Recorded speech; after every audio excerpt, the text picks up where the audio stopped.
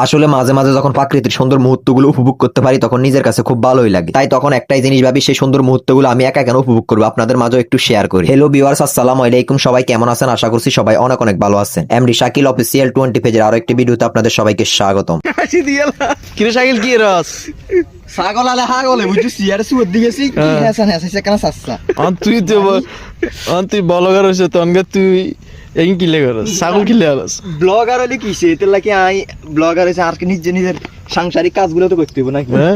আর একটা বেড়া ফেস্টিজ আছে শাস্ত্রে একটা কথা কইছে না যে ছাগল আলে হাগলে তার জ্যান্ত প্রমাণ কিন্তু ইয়েন সাচ্চা তুই সুদ দিয়েছি সকালে সন্দীপের ফেমাস ব্লগার এখন তুই এসআই কি এক অবস্থা করিলাছি।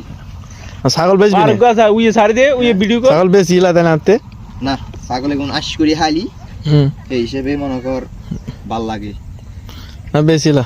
যাই হোক ভিউয়ার্স, আসলে আমি যে বললাম ছাগল আলে পাগল, এটা আমি মজা করে বলছি। আজকে অনেক দিন ধরে আমার এই ছাগলগুলো লালন পালন করতে অনেক কষ্ট হয়ে যাইতেছে, যার কারণ হচ্ছে আমরা যে ছাগলগুলো লালন পালন করি এগুলো আসলে সরের উপরে নির্ভরশীল থাকে। এখন কথা হচ্ছে সর আর বেরিবেদের আশেপাশে মানুষ জমিনের মধ্যে কিছু ডাউল পালানোর কারণে এখন ছাগল সর থেকে এসে সরাসরি ডাউলের জমিনের মধ্যেই পড়ে। ছাগলগুলোকে এত চেষ্টা করতেছি জমিনে না যাওয়ার জন্য, কিন্তু কোনোভাবে পাইতেছি না। এখন কি করার, আর যেহেতু ছাগল পালতে হবে, রশির মাধ্যমে এই বেরিবেদের বাইরে ছাগলগুলোকে বেঁধে রেখে দিই। টুকটাক যা ঘাস খায় আর ক্যারফা গাছের পাতা দিয়ে ছাগলগুলোকে কোনো মতো ফ্যাট ভরায়। তো যাই হোক, এরপরে দেখলাম আমার থেকে একটু দূরে অনেকগুলো বেড়া ঘাস খাইতেছে সরের মধ্যে। তো দেখেন বেড়াগুলো কত সুন্দর করে নিশ্চিন্তে নির্ভয়ে নির্টেনশনে ঘাস খাইতেছে। হঠাৎ একটা বেড়া এসে আমার মোবাইলের ক্যামেরাটার মধ্যে একটা চুমু দিয়ে দিল। দেখেন বেড়াটা আমার মোবাইলের ক্যামেরাটা দেখে কিভাবে অবাক হয়ে তাকিয়ে আছে। এই বেড়াগুলো সবচেয়ে বড় ধরনের একটা ডিস্টার্ব হইলো কুকুর। মাঝে মধ্যে সুযোগ পাইলে কুকুরে এরকম বেড়াগুলোকে যেভাবে আক্রমণ করে তখন কিন্তু বেড়ার মালিকের অনেক অনেক টাকা লোকসান হয়ে যায়। তো দেখেন এই কিউট বান্দর বাচ্চা বান্দর আমার মোবাইলের ক্যামেরাটা দেখে কি পরিমাণ দৌড় দিল। মানে সে কোনোভাবে আমাকে বিশ্বাস করতে পারতেছে না যে আমি যে তার কোনো ক্ষতি করবো না। ও মা এমনিতে প্রচুর চালাক, দেখেন কিভাবে তিরিং বিরিং করে নাচতেছে। নাচুক আর যেই করুক না কেন, আমি কিন্তু একবারের জন্য হলো এ বেড়ার বাচ্চাকে ধরবই। ওই দেখেন বান্দর বাচ্চা বান্দরে কি শুরু করছে এগুলো। ওরা তো রাস্তাঘাটের মান ইজ্জত সবকিছু খেয়ে ফেলবে। তো যাই হোক ভিউয়ার্স, মজা করলাম, কেউ খারাপ মাইন্ড করবেন না। আসলে বেড়ার বাচ্চাগুলোকে দেখে অনেক অনেক আদর লাগে। আসলে বেড়ার মধ্যে যে দুই জাত থাকে এটা কিন্তু আমি আজই জানলাম। তার মধ্যে এখানে যে কয়টা বেড়া আছে এর মধ্যে কয়েকটা বেড়া নাকি গারল জাত। গারল বলতে বোঝায় যেসব বেড়াগুলো লেজ অনেক বড় বড়, সেসব বেড়াগুলোকে গারল বেড়াই বলে। তো যাই হোক, দীর্ঘ অনেকক্ষণ চেষ্টা করার পর ফাইনালি আমি বেড়ার বাচ্চাটাকে ধরতেই পারলাম। দেখেন কি পরিমাণ সুন্দর আর কিউট, মোবাইলের দিকে কিভাবে হা করে তাকিয়ে আছে। দেখেন সারতে না সারতে কি পরিমাণ দৌড় দিল, মনে হয় আমি তাকে মেরে ফেলবো। তো অনেক ভালো লাগে, অনেক খুশি লাগে মাঝে মাঝে এরকম সুন্দর সুন্দর প্রাণীগুলোর সাথে সময় কাটাইতে। যদিও এই বেড়াগুলো আমার না, এগুলো আমাদের বাড়ির পাশে এক ইউএস প্রবাসী। তো একটা কথা হচ্ছে, আমার কিন্তু এরকম বেড়া ছাগল লালন পালন করতে অনেক অনেক ভালো লাগে। তো এই জন্য মাঝে মধ্যে আমি এক দুইটা বেড়া কিনে কোরবানির ঈদে বিক্রির উদ্দেশ্যে লালন পালন করি। তো কারা কারা এরকম বেড়া লালন পালন করেন আর কার কার এরকম বেড়া ফালতে ভালো লাগে তারা আমার ভিডিওতে ছোট্ট একটা কমেন্ট করে বলে দিতে পারে। তো যাই হোক ভিউয়ার্স, অনেক কথা বললাম, অনেক মজা করলাম, কেউ কোনোভাবে খারাপ মাইন্ড করবেন না। সবাই ছোট ভাই হিসেবে ক্ষমার দৃষ্টিতে দেখবেন। তো ভিডিওটা এই পর্যন্ত, সবাই ভালো থাকবেন, সুস্থ থাকবেন, নিজের প্রতি খেয়াল রাখবেন। ভিডিওটি ভালো লাগলে একটা লাইক, একটা কমেন্ট